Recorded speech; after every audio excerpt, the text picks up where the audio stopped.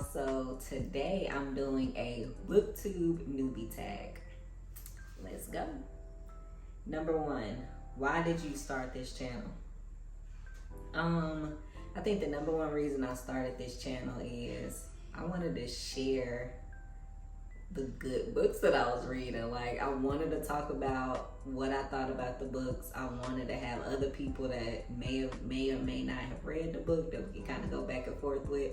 I wanted to get good book recommendations from people that kind of already know the style books that I like because they've seen my videos. I wanted to get more practice with public speaking just because I'm having to do that more and more with my job. My manager actually recommended that I do improv, and I'm like, I'm not getting up on the stage trying to be a comedian, so there was that. But that's the main reasons. I used to have a BookTube account like 5 years ago, but it's in the past. Number 2, what are some fun and unique things you could bring to BookTube?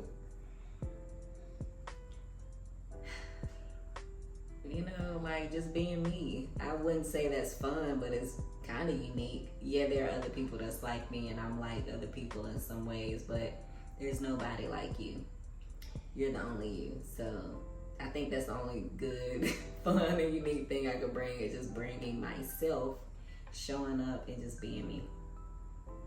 Number 3, what are you most excited for about this new channel?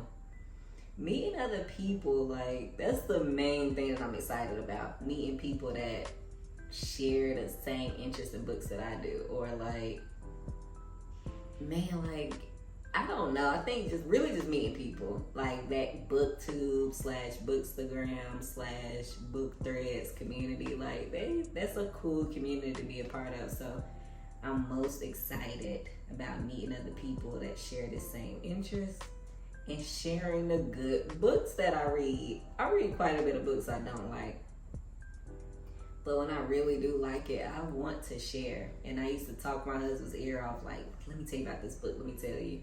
Did he care what I had to say about that book? No. Did he listen? Yes. But like, I want like that feedback. Somebody's like, dang, you know, XYZ. So that's what I'm most excited about. Why do you love reading? I think from an early age, like I think initially it started off as like a form of escapism. From an early age, I remember reading The Secret Garden, and I just felt like I'm not sitting in the hood. Like, I'm not sitting where I'm sitting. I'm not hungry. I'm not this, I'm not that. I'm not scared. I'm in a secret garden. Like, it was a way to kind of check out from what I was dealing with. That's how it started. And then it kind of developed and blossomed into like, oh, I can learn about other things. Like, I actually like storytelling, or I'm interested in this subject. I can learn more about it, like literally in this book. Like stuff that I didn't even know to look up, stuff like that. So that's what reading has gradually become for me. Like, the older I get, the more I'm like, I'm interested in this subject. I'm interested in this person. I'm interested in this storyline or this plot. What's gonna come of it? I think that's what it developed into.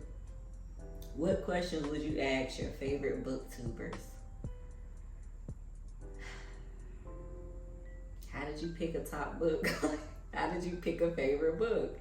I'm always curious as to like, what makes your favorite with all of the great stories that we read.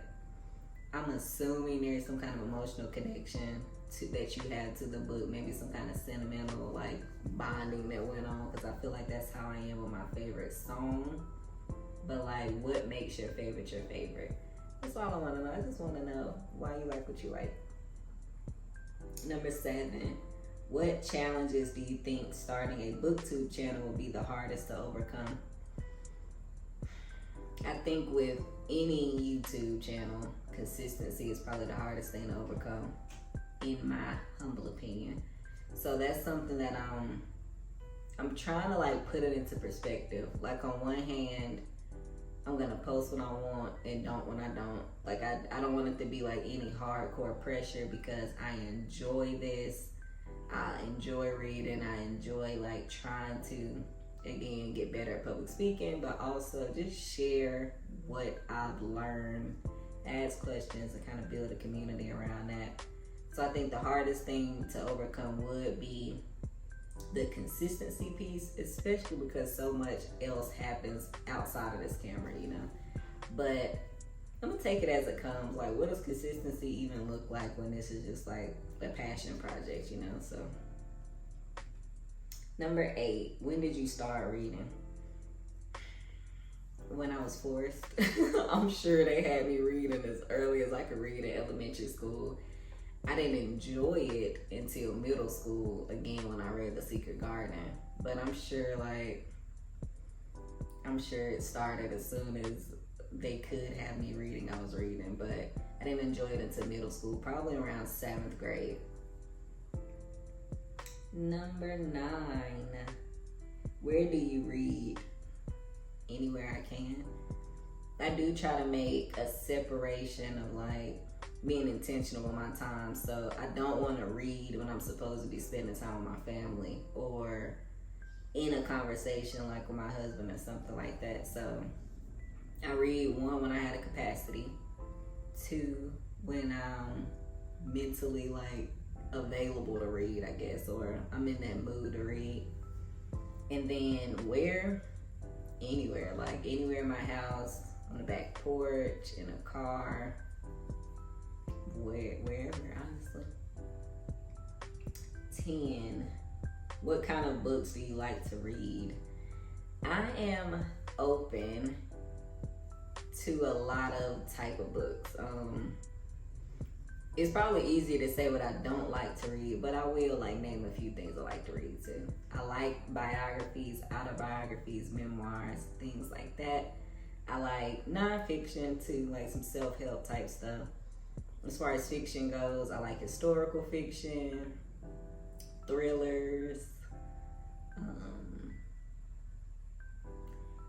I'm open. I mean, there's other things too, but what I'm really like not into, I don't like horror books, even though I just read a horror book and it wasn't so much scary as it was annoying, but that's neither here nor there. 11, sometimes done. What does your book collection look like? It looks like a whole lot of Kindle books, a whole lot of ebooks, but I do have physical books because prior to the last couple of years, I wanted all physical books. I got rid of a lot of them. I donated like 90% of my collection when we moved to our current house. But before then, it was a lot of books. And now I don't even know how many I have. I'll probably make another video when I'm actually like putting them on the bookshelf because I haven't bought the bookshelves yet. It looks like a lot of Christian books. It looks like books that were gifted. I didn't give away any books that I received as a gift. It looks like a lot of nonfiction books. It looks like some fiction books that I got that I feel like I would actually like give somebody. So I did keep some books, like if somebody came to my house and it became like a conversation piece, that I could be like, just take it. Like, just take this book because it was so good for whatever reason it is. And then it looks like a lot of kid books. So I have 2 kids and I like to buy them books too, and they like to buy books. My oldest son has his own Kindle, but we still buy physical books, so that's what it looks like. There was 2 questions that I saw on Reddit I'm gonna throw in there for bonus questions. The first one was, how do you usually pick your next read? I just do what I feel. So if we're talking about Kindle books or ebooks, I literally open my Kindle and I'll scroll and just see what pops out, because everything I have on there, I pretty much know the synopsis or like what people generally say about it. So I just kind of feel like what feels like I want to read it right now. It's one method. The second method is what I actually have to read next. So sometimes, like let's say I have a book club meeting coming up, then I'm gonna go ahead and knock out like whatever that book is for the book club, whether I feel like it or not, kind of thing. Another method is I ask my husband sometimes. I'll be like, should I read this or this? He'll pick one and I'll just go for it. Okay. What do you do when you're in a reading slump? I either one, don't read. If I'm in a reading slump, most times I don't force it. There's an exception. There's two exceptions. Most times I don't force it. So if I'm in a reading slump, 9 times out of 10, I'm not gonna read.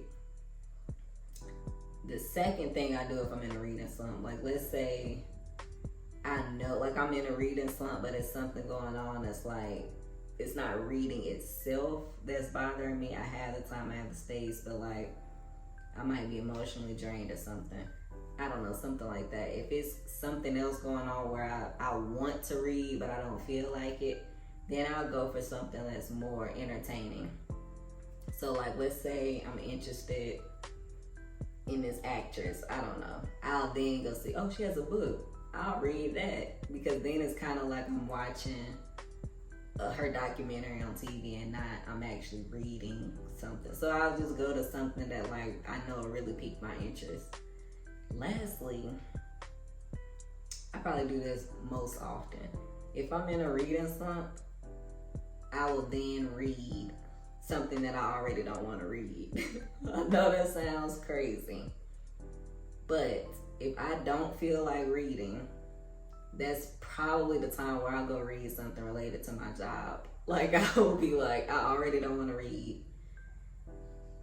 Gotta get this certification by the end of the year. Let me just go ahead and go through this textbook.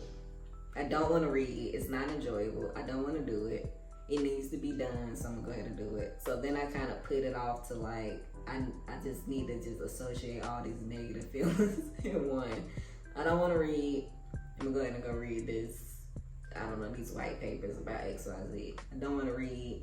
I might as well read up about this new technology or something like that. So that's what I do. Last question, y'all. How many books can you read at once? How many can I read? As many as my heart desires. I don't think there's a cap.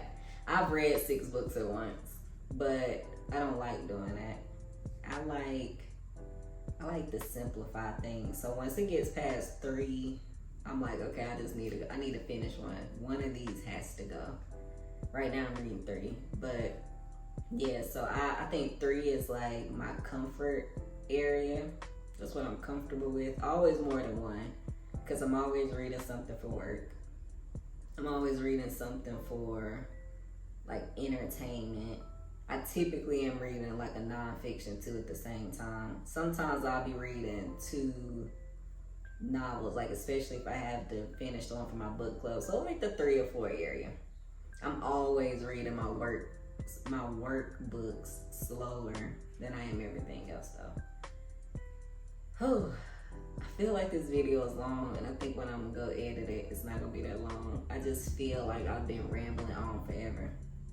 Which brings me back to my initial point of mixing, like this is like a passion project. Like I want to do this because I enjoy reading. I want to share the things I read. I want to like build that community around books and good stories. But also, I need to practice public speaking. I really do, because I'm having to speak more. And I'll go back and watch like my recorded sessions, and I'm not pleased with it. So if I have to practice that, why not practice doing it on this camera? But okay, y'all, so that's it. I have a few more videos coming up soon, but I'm looking forward to wherever this goes.